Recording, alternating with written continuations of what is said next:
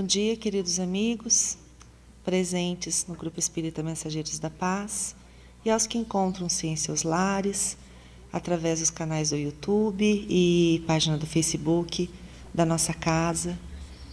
Muito bom dia e obrigado pela presença. É com grande alegria que informamos que, além das reuniões de domingo, que estão sendo online e presenciais, a partir da próxima terça, dia 3 de novembro, as nossas reuniões públicas das 20 horas também retornam com o modo presencial. Então, estão todos convidados para na próxima terça, às 20 horas, estarem conosco no Grupo Espírita Mensageiros da Paz de Apucarana. Para entrarmos no clima do nosso Evangelho da Manhã, escolhemos uma mensagem do livro Caminho, Verdade e Vida, de Francisco Cândido Xavier, pelo Espírito Emmanuel, a mensagem Agir de Acordo. Confessam que conhecem a Deus, mas negam-no com as obras, sendo abomináveis e desobedientes, e reprovados para toda boa obra. Paulo, Tito, capítulo 1, versículo 16. O Espiritismo, em sua feição de cristianismo redivivo, tem papel muito alto que o de simples campo para novas observações técnicas da ciência instável do mundo. A Terra, até agora, no que se refere a organizações religiosas, tem vivido repleta dos que confessam a existência de Deus, negando, porém, através das obras individuais. O intercâmbio dos dois mundos, visível e invisível, da maneira direta, objetiva, esse reajustamento sentimental, para que a luz divina se manifeste nas relações comuns dos homens. Como conciliar o conhecimento de Deus com o menosprezo aos semelhantes? As antigas escolas religiosas, à força de se arregimentarem como agrupamentos políticos do mundo, sob o controle do sacerdócio, acabaram por estagnar os impulsos da fé, em exterioridades que aviltam as forças vivas do espírito. A doutrina consoladora da sobrevivência e da comunicação entre os habitantes da terra e do infinito, com bases profundas e amplas no Evangelho, floresce entre as criaturas com características de nova revelação, para que o homem seja, nas atividades vulgares, real afirmação do bem que nasce da fé viva.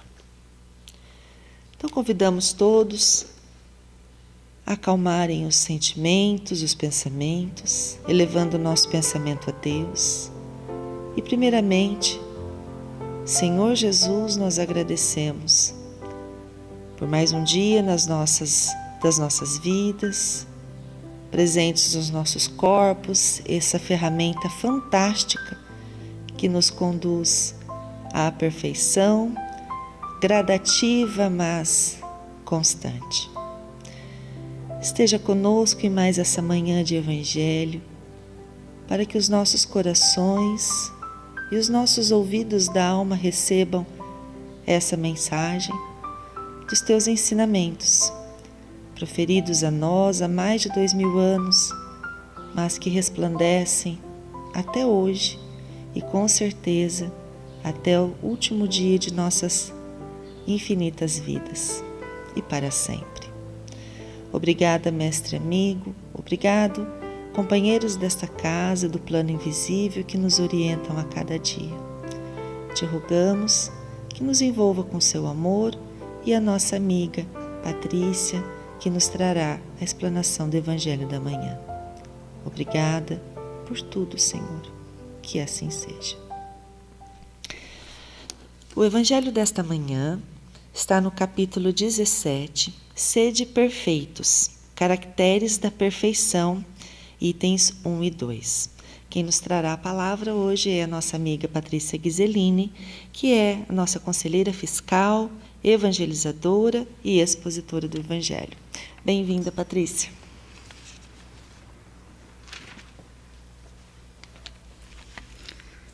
Muito obrigada, Gi. Muito bom dia a todos. É sempre um imenso prazer estar aqui nessa casa, com o público, olhando nos olhinhos de cada um aqui presente. Nós comentávamos agora há pouco como é gratificante, em época de pandemia, nós termos a oportunidade de assistir o Evangelho dos nossos lares. Mas nada substitui o quanto é incrível estar dentro de um templo. Então, fica o convite para todos aqueles que puderem, que realmente venham assistir às nossas preleções na casa, porque realmente é muito especial. Então, com essa gratificação de estarmos aqui, vamos pedir ao nosso Mestre Jesus que Ele possa estar a nos envolver a todos e que, através de suas bênçãos e da espiritualidade amiga, que possamos ser felizes e compreendidos, então, nos seus ensinamentos no dia de hoje. Assim como disse a Gi, hoje nós vamos começar o Evangelho, do capítulo 17 do Evangelho, que é o Sede Perfeitos. Então, nós vamos começar ele hoje, e é bem importante refletir um pouco em torno desse capítulo, porque ele realmente é um capítulo assim muito especial. O que o homem mais faz no mundo? O que o homem mais faz no mundo hoje é realmente procurar a perfeição. Por exemplo, os atletas, eles gastam horas. Vocês já pensaram quantas horas um atleta, um maratonista gasta em desempenho, em exercício para conseguir uma performance daquela? Ou aqueles saltadores com varas, ou os nadadores, sejam eles normais ou paralímpicos. A busca da perfeição, ela sempre foi, na história da humanidade, um grande desafio. Os estudiosos, eles investem horas e horas e horas em suas buscas, nas suas pesquisas. Hoje, em época de pandemia, o quanto eles correm atrás de uma vacina, de uma cura. Então, é muito desafio, procurando, então, desenvolver essa busca da perfeição. Um artesão, por exemplo, no seu trabalho manual, a cada peça que ele produz, a cada peça que ele realiza, ele sempre tenta melhorar. A peça da frente é sempre superior, ela é sempre melhor do que a anterior. Então é isso. Isso faz parte da nossa vida, faz parte da natureza humana. Isso faz parte da nossa realidade. Desde que o homem é homem, desde que o mundo é mundo, desde que a gente habita isso aqui, a gente sempre está procurando a perfeição em algo. Mas o Evangelho de Jesus, ele busca abrir a nossa mente para algo que é muito maior. Uma realidade que ela é incomparável, ela é ínfima, se nós formos fazer uma relação com as coisas do mundo, para analisar. Então, nesse capítulo 17 do Evangelho segundo o Espiritismo, nós temos lá a máxima: sede perfeitos. Se o homem busca, então, ele ser perfeito, imagina quão gratificante não vai ser quando ele passar para o outro lado, porque o homem é um espírito, nesse momento revestido de um corpo material. Mas quando ele passar para o outro lado, e isso é inevitável, porque ninguém fica para semente, e nós nunca sabemos exatamente qual é a hora que essa passagem acontecerá, então é por isso que nós temos sempre que ficar atentos durante todos os minutos da nossa vida. Mas imagina o tamanho da nossa gratificação quando nós passarmos para o outro lado, que é realmente a nossa verdadeira vida, e entendermos que algo grandioso nos espera.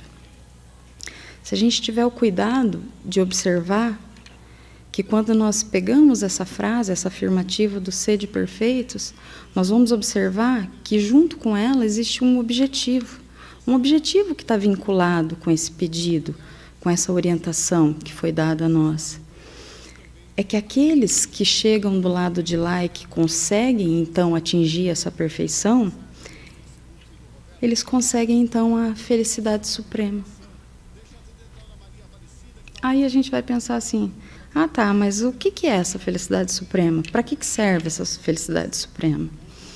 Para o espírito, a felicidade suprema é agir, é ser útil, é trabalhar ativamente, é compartilhar das forças espirituais do bem, nesse exercício de trabalho constante. É atuar diretamente como sendo emissários das forças do alto, podendo, então, assim, ser útil em todos os campos da vida, desse ou do outro lado. Atingir a felicidade suprema não é, eu vou para o céu e vou viver na contemplação. Não. Não é uma situação de ficar só observando as belezas do mundo, do universo, dos mares. Não. A suprema felicidade é poder trabalhar. É trabalhar junto ou trabalhar com o Criador, como co-criadores, como cooperador. É isso. É para isso que todos nós fomos criados. Todos nós, espíritos, nós fomos criados todos da mesma forma. Simples e ignorantes. Todos nós. Independente daquele que já é mais hábil, que tem determinados campos da inteligência já muito desenvolvidos, ou daqueles que ainda levam certa dificuldade, que não desenvolveram tanto a inteligência. Mas todos nós fomos criados da mesma forma. Mas todos com a única determinação, que é aquele determinismo das leis divinas, que é a perfeição. Então, todos nós fomos criados para a perfeição. Então, essa é a finalidade. É isso que todos nós atingiremos um dia. O ser de perfeitos, ele é, então, um convite. Ele é um convite a compartilharmos dessa suprema felicidade. Mas, ao mesmo tempo que ele é um convite à suprema felicidade, nesse capítulo, os espíritos e Allan Kardec, eles conseguem, então, juntar essas ideias e elas nos levam a um campo que nós temos que parar com muito cuidado. Porque para atingir essa suprema felicidade é um desafio. Assim como são desafiados os grandes atletas, por exemplo, nos exercícios que eles precisam desenvolver. Isso é um desafio às nossas inteligências.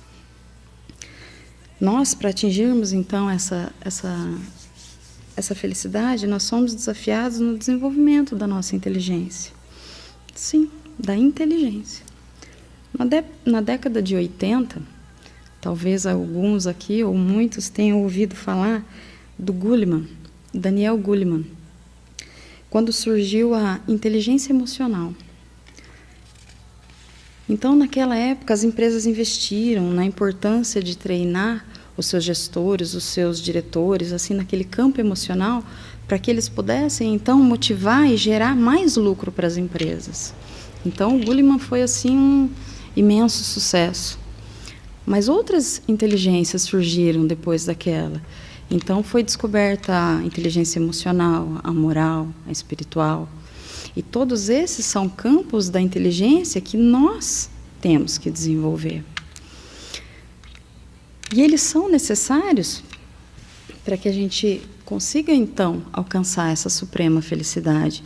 E nesse capítulo que nós vamos estudar agora, nós vamos ter a oportunidade de observar que Allan Kardec, em todos os aspectos, todos, ele vai nos chamar a atenção para a nossa inteligência. O que é que nós temos que pensar? O que é que nós temos que refletir para, então, alcançar essa felicidade, que será a glória maior para todos os nossos espíritos? Então, ele começa falando sobre o ensinamento de Jesus. E lá em Mateus, que foi um apóstolo que seguia Jesus, ele, no capítulo 5 do evangelho dele, ele traduz as palavras que ele ouviu de Jesus, ele anota ali, e ele começa o ensinamento dizendo assim: amai os vossos inimigos. Esse é o primeiro ensinamento. Desenvolver a nossa inteligência. Porque para fazer isso, a gente tem que desenvolver inteligência e sentimento. Amai os vossos inimigos, fazei bem aos que vos odeiam, orai pelos que vos perseguem e caluniam. Olha só, para ser perfeito tem que seguir isso. Esse é o caminho. Se amardes somente os que vos amam, que recompensa tereis disso? Olha, a pedagogia de Jesus ela era muito profunda, muito. Ele entrava naquele campo ali que nós mesmos, normalmente, a gente tenta se esconder, né? Não adianta só amar aqueles que nos amam. O que é que tem de especial nisso? É aquela história do 2 mais 2 é igual a 4. Isso todo mundo sabe. A questão é fazer com que 2 mais 2 seja maior que 4. É agregar valor. Então era isso que Jesus nos chamava a atenção. Era para agregar valor às coisas. Se nós só convivemos bem com aqueles que vivem bem conosco, pronto, a coisa é muito simples. Que desafio existe nisso para nós?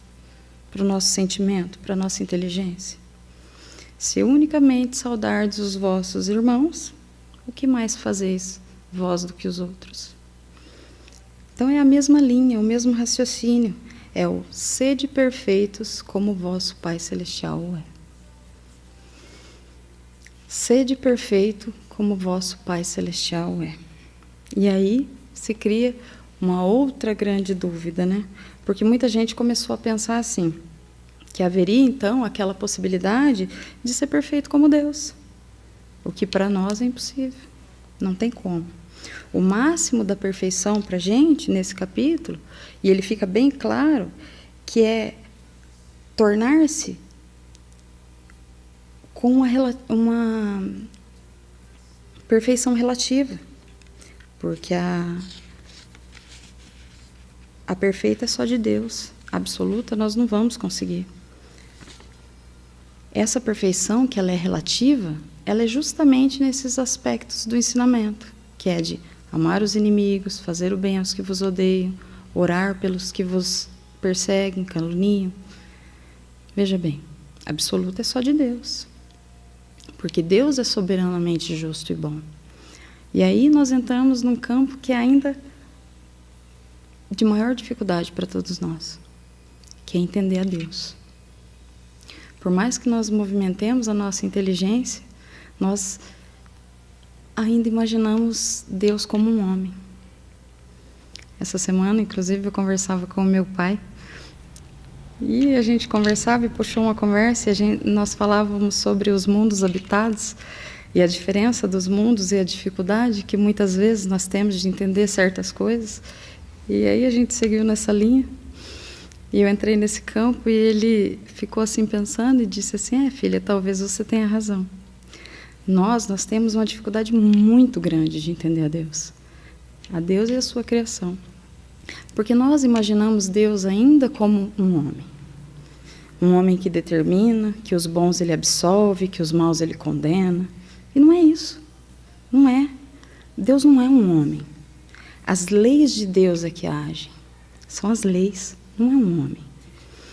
Um ser não é um ser determinando, impondo penas a uns, absolvendo os outros, alguns com parcialidade, outros com imparcialidade. Então, se for assim, porque alguém lá no momento final disse assim, olha, eu errei e tal, e se arrepende, pede perdão, ele deu o primeiro passo. Deu, sim, o primeiro passo, um grande passo. Porque ele precisa, depois do arrependimento, ele vai precisar expiar tudo aquilo que ele fez de errado. E depois que ele expiar, gente, ele vai precisar recompor tudo aquilo, fazer com que tudo aquilo seja reestabelecido. E o que é expiar? Expiação, conforme a própria descrição de Kardec, é as penas que sofrem os espíritos que estão em punição de faltas cometidas durante a vida corporal. Ou seja, a expiação é um sofrimento moral. A lei de Deus, ela é justa para todos, ela trata a todos da mesma forma, sem diferença.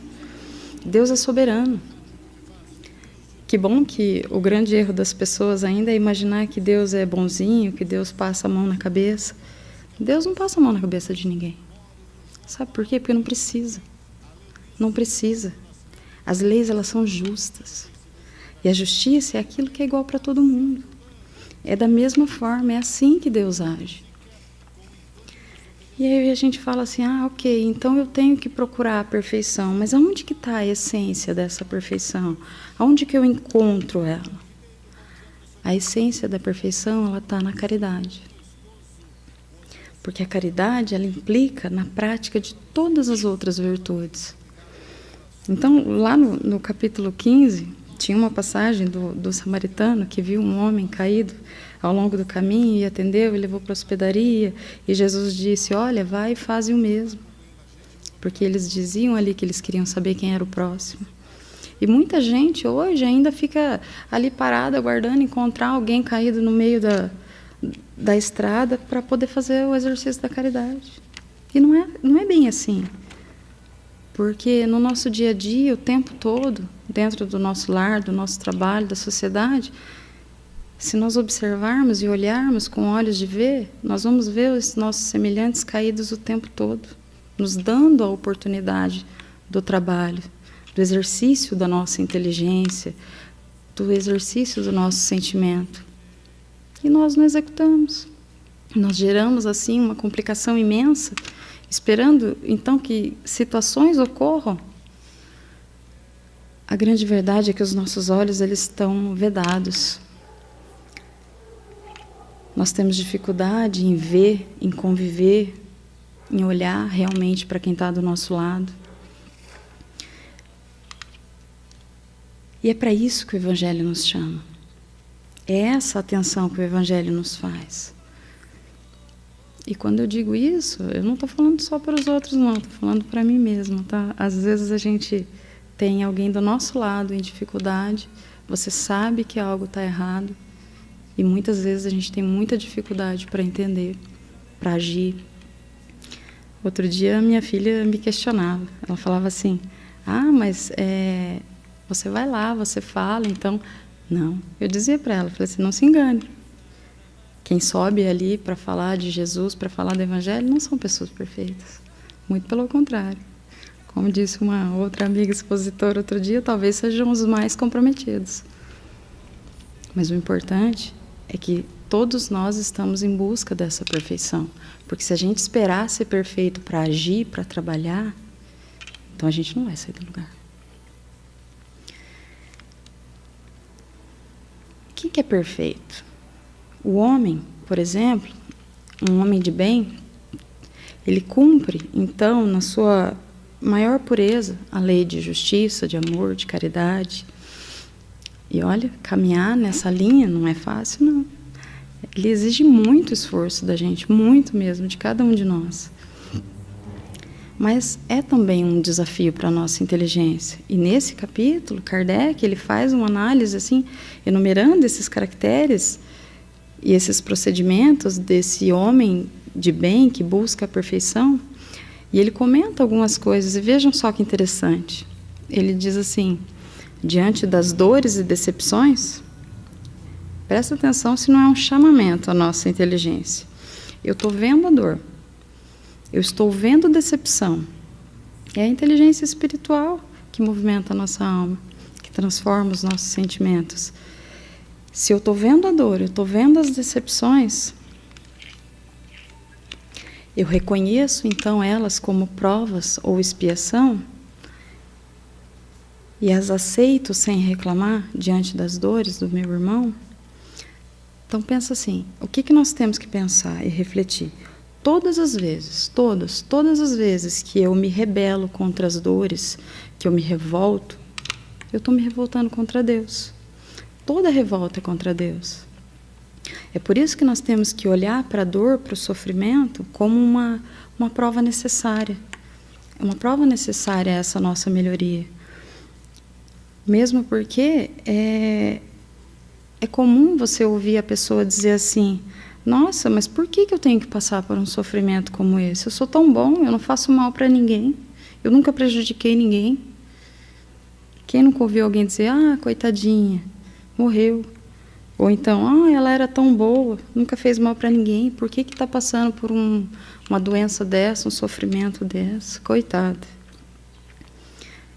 Talvez realmente seja verdade tudo isso. Mas olha a história. Olha a história da humanidade. Imagina a gente pegar um livro de história e pensar: a história da humanidade é uma história de quê? É uma história de guerra e destruição.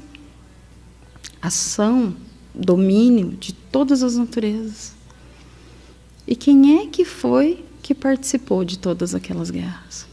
De todos aqueles domínios, aquelas instituições, aquelas atrocidades que nós temos na história? Quem participou de tudo aquilo fomos nós, a própria humanidade. Então, sim, a história é a nossa história. Por isso que é tão importante para a gente entender as dores como provas. Porque assim nós vamos aceitar elas e entender que elas podem diminuir os nossos compromissos diante da justiça divina. Porque o que são esses compromissos? O compromisso é recompor tudo aquilo que a gente tirou do lugar. Tudo aquilo que em ações equivocadas nós praticamos. Então, se nós entendermos as dores como provas e aceitar elas, nós poderemos então diminuir esses nossos compromissos com a lei divina. É um desafio para cada um de nós. E aí ele continua: diante de seus beneficiários, não esperar recompensa; diante das fraquezas alheias, ser indulgente; diante das diferenças de raças ou crenças, ver a todos como irmãos. Olha, quanto que nós estamos vendo hoje em dia, documentário, televisão, rede social, nos mostrando que as dores, essas questões de raça, de crença, de opção sexual, quanta dor ela tem trazido para a humanidade. Quanto que não seria grandioso se todos nós entendêssemos que nós somos irmãos, que nós somos filhos do mesmo Pai, independente de cor, de credo, de raça, porque nós temos o livre-arbítrio de aderir àquilo que nos compete, àquilo que nos agrada. Diante das ofensas contra si, perdoa. Aí a gente fala: e nós? O que a gente faz? A gente rasga a blusa, sai correndo, vai para cima do sujeito, quer meter porrada, não é assim? Grande parte das vezes é assim que a gente faz. Quando que a ação que o Cristo nos orienta é: se alguém te bater uma face, apresenta a outra. Se alguém quiser demandar a sua túnica, entrega também a capa. Quem que não lembra daquela passagem do Chico, né? Que entra um ladrão na casa dele e rouba a calça dele, ele sai correndo atrás do ladrão para entregar também o casaco, pensando que ele pudesse ajudar, já que era um parzinho. Grande Chico, né? Talvez ele já tivesse entendido. Não foi essa, então, a orientação que o Cristo nos deu? Porque a gente acha bonito quando a gente fala para os outros, né? Quando é para os outros. Mas quando chega a nossa hora, a coisa muda de figura. E aí a gente tem uma série de argumentos, uma série de argumentações para defender esse nosso ponto de vista, que muitas vezes é equivocado. Equivocado diante de quê? Diante das leis divinas, diante da justiça, da lei de amor. Diante das fraquezas alheias, ele é indulgente. Diante dos defeitos, procura não evidenciá-los. A gente vê um margueiro, um cisquinho lá no olho do nosso irmão e não consegue ver uma trave no nosso olho. É uma passagem do Evangelho. Nós somos severos com os outros, mas a gente acaba sendo indulgente com a gente mesmo. Porque sempre que o defeito é nosso, a gente consegue encontrar 1001 maneiras de diminuí-lo, de conseguir explicações que possam, então, tentar diminuir ele aos olhos dos outros. A grande verdade é que nós temos um espelho que reflete justamente o contrário, né? Onde tem orgulho, eu vejo humildade. E o nosso trabalho é estudar, é desenvolver a nossa inteligência. Então, diante dos nossos próprios talentos, a gente tem que ressaltar o que for proveitoso aos outros. E o que não for, esquece. Então, Kardec termina esse texto depois de apresentar vários tópicos e apresentar uma análise muito detalhada a cada um deles e esmiuçá-las, que na verdade vai ser o tema do nosso próximo evangelho, ele diz: não ficam aqui enumeradas todas as qualidades que distinguem um homem de bem, não. Quem que é o homem de bem? É aquele que anda em busca desses caracteres da perfeição. É esse que nós estamos estudando, é essa procura do ser de perfeitos. Vocês já pensaram ser um cidadão do universo, dotado de todas essas condições, de todas essas virtudes de perfeição? Não é fácil. Não estão enumeradas todas as qualidades aqui. Veja bem, mas aquele que se esforça por possuir as que acabamos de mencionar, no caminho se acha das que conduz as demais. A partir do momento que nós começarmos a trabalhar por desenvolver só uma dessas condições, nós estaremos no caminho para o desenvolvimento das demais. É aquela história. Não existe uma caminhada sem o primeiro passo. Quem quer fazer uma grande jornada, ela tem que começar a se predispor a caminhar, a começar essa caminhada. O primeiro passo é o início de uma grande jornada que nós temos aqui.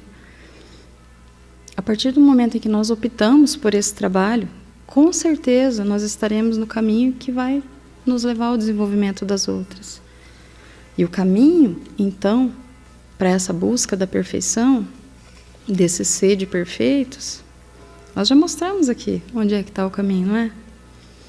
Como que eu vou conseguir encontrar esse caminho, meus irmãos? O caminho é o Evangelho de Jesus. No Evangelho de Jesus é a solução para nossas vidas. Sem o Evangelho de Jesus, nós estamos perdidos, literalmente, perdidos. A gente não sabe para onde ir, a gente não encontra o caminho. Tudo que nós vemos no mundo hoje, em todos os campos, no campo social, político, tudo reflete, a falta do Evangelho. A falta desse Evangelho de Jesus. Ele é a solução para as nossas vidas. Se os homens conseguissem entender, observar, mergulhar nos conceitos do Evangelho como condição de vida, de fortalecimento, de orientação, o nosso mundo seria outro, seria muito diferente do que nós vemos hoje. O Evangelho é esse nosso código de conduta moral, é o código universal que é baseado nas leis de Deus. O Evangelho, ele não tem nada, não é nada desnecessário.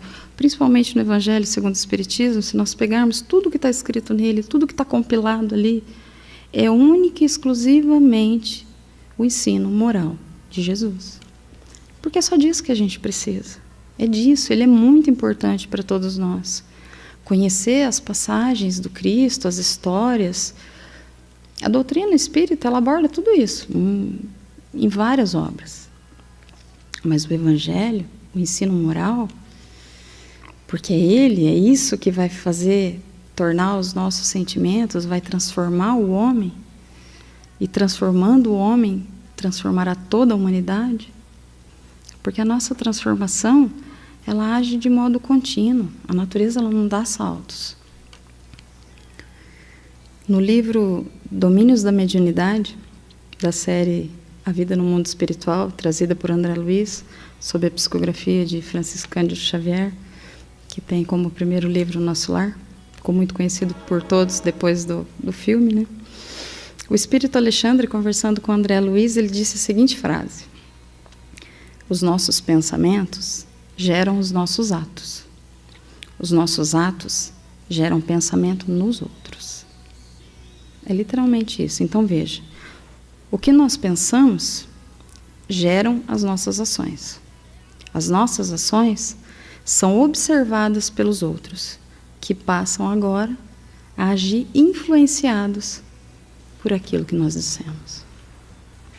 Agora imagina só se todos nós tivéssemos o Evangelho de Jesus como código universal de conduta, de orientação para a nossa vida. Imagina se a gente começar a agir de acordo com ele. O que não será desse mundo, de todos aqueles que convivem conosco à nossa volta, a todos aqueles que nos observam. Seria uma transformação significativa.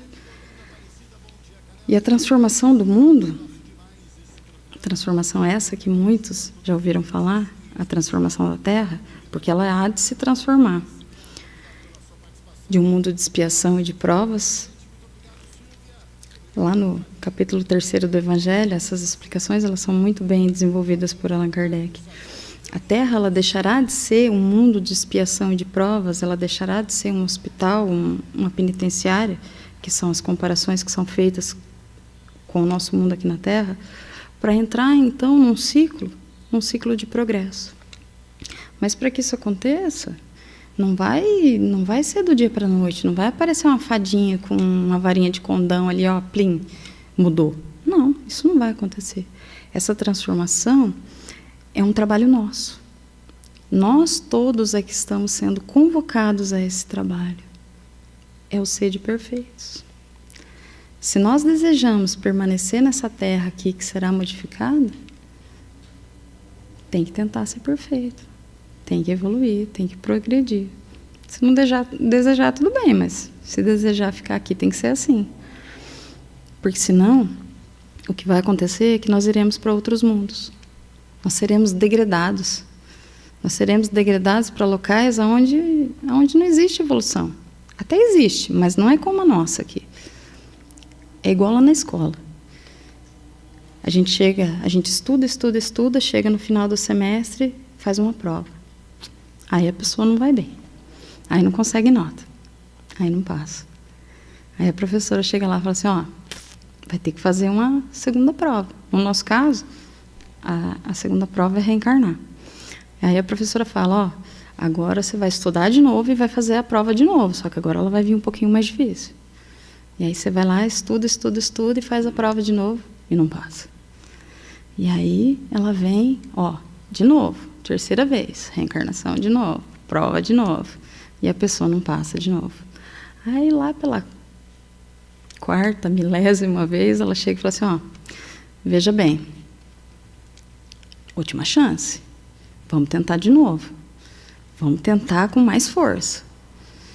Porque se você não conseguir, se você não tiver condição, você vai ter que ir para outra escola, para outro ambiente, para uma escola especial, que esteja ali naquele mesmo nível que você, para que você possa ter sucesso, porque aqui a coisa tá meio difícil. A vida é assim.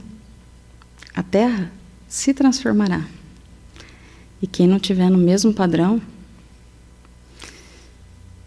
não vai ficar. Então, a gente passa por várias provas. Aí você vai lá, repete por diversas vezes.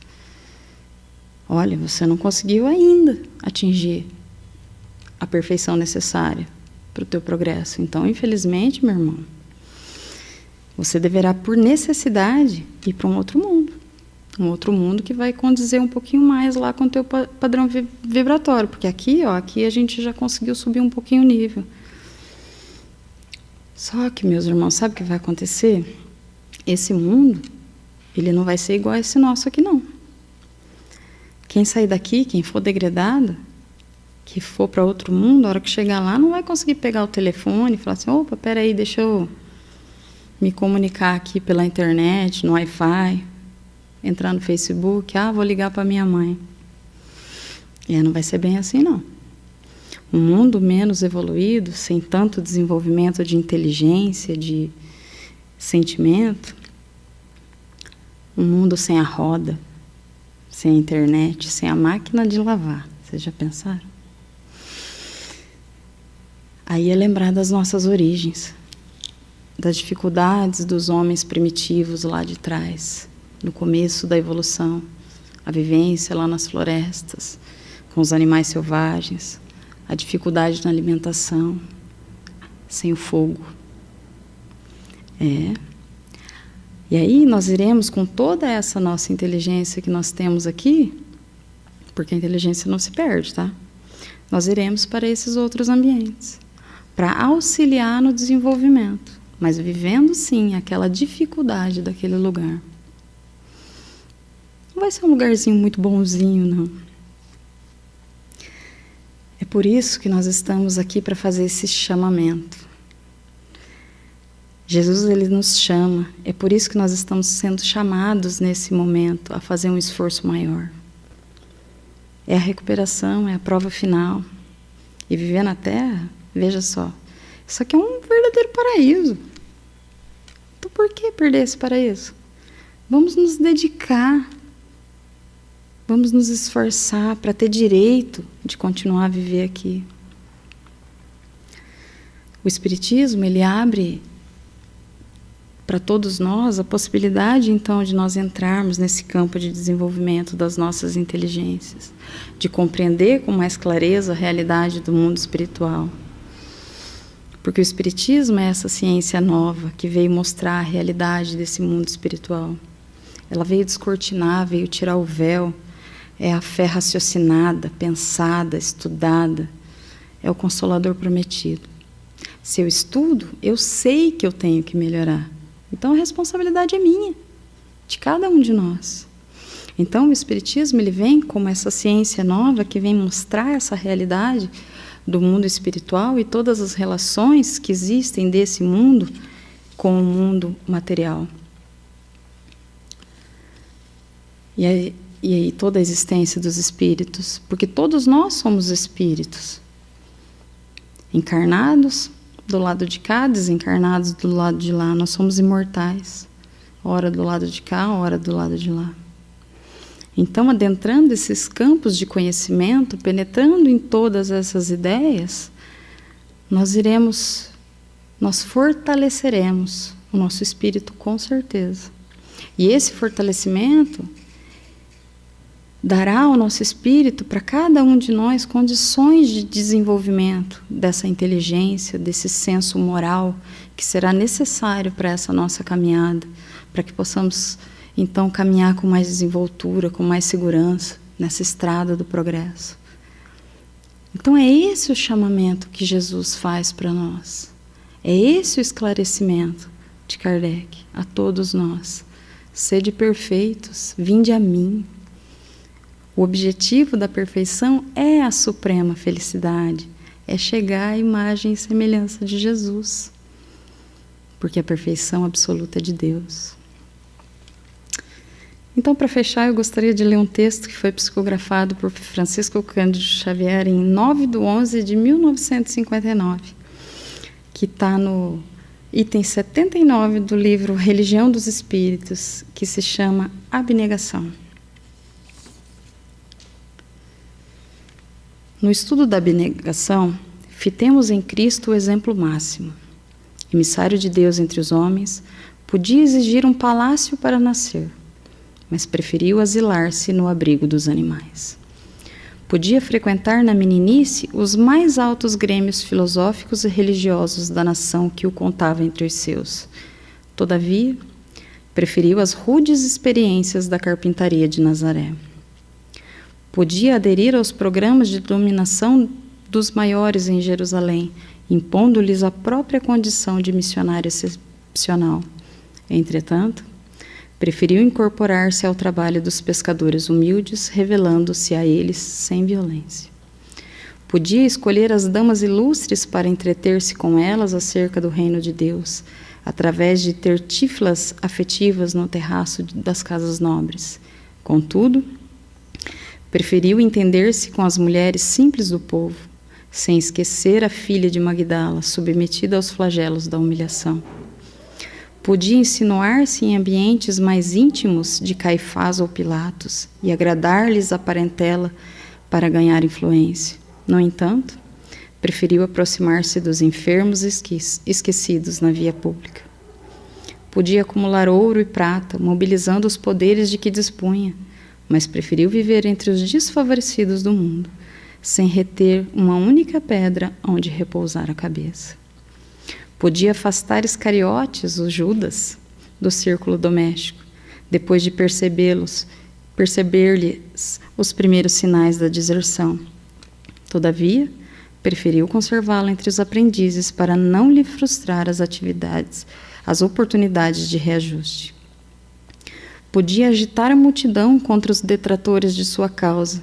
Entretanto, preferiu que os detratores a comandassem. Podia recorrer à justiça de modo a defender-se contra a perseguição sem motivo.